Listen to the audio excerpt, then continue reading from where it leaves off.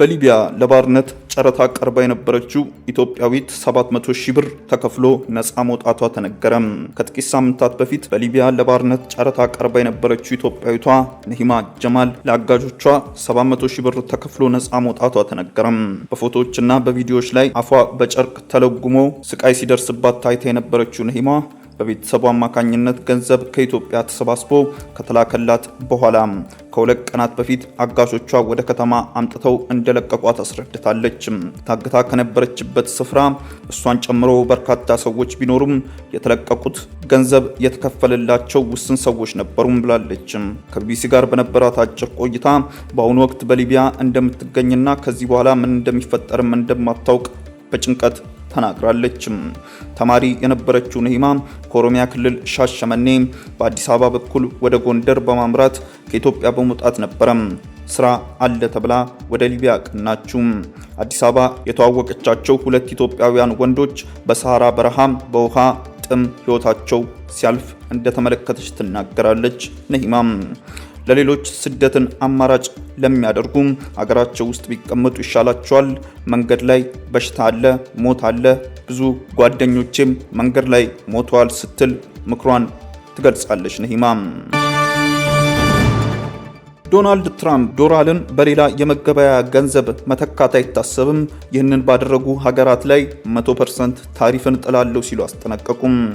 አሜሪካ ሌሎች ሀገራትን ዶላር ብቻ እንዲጠቀሙ ለማስገደድ መሞከሯም ያለፈበት ሐሳብ ነው ሲሉ የተናገሩትም ቭላዲሚር ፑቲን ናቸው።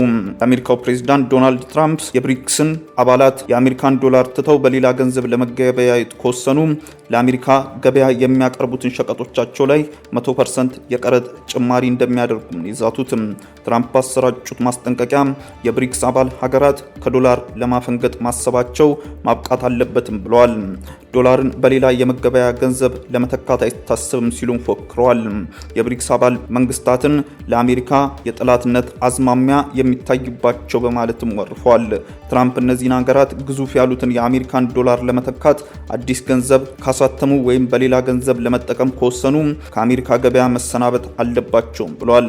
ትራምፕ እንደሚሉት የብሪክስ ሀገራት አዲስ ዶላር ትተው በሌላ ገንዘብ ለመገበያየት ከወሰኑ አስተዳደራቸው ወደ አሜሪካ የሚገቡበትን ሸቀጦች ላይ 100% ቀረጥ ጭማሪ ያደርጋል ብለዋል። ሩሲያ ለዚሁ የአሜሪካ ፕሬዝዳንት ዛቻ ምላሽ ሰጥታለች። አሜሪካ ሌሎች ሀገራትን ዶላር ብቻ እንዲጠቀሙ ማስገደዷም ያለፈበት ሐሳብ ነው ብለዋል። የብሪክስ ቡድን በአሁኑ ወቅት ኢትዮጵያን ጨምሮ 10 አባል መንግስታትን ያስተናግዳል። በኢንዱስትሪ የበለጸጉት 6 ምዕራባውያን ሀገራት ጃፓንን በሚያስተናብረው ቡድን 7 የሚያስተዳድረው ተጽዕኖን ለመቋቋም ያለመ ነው።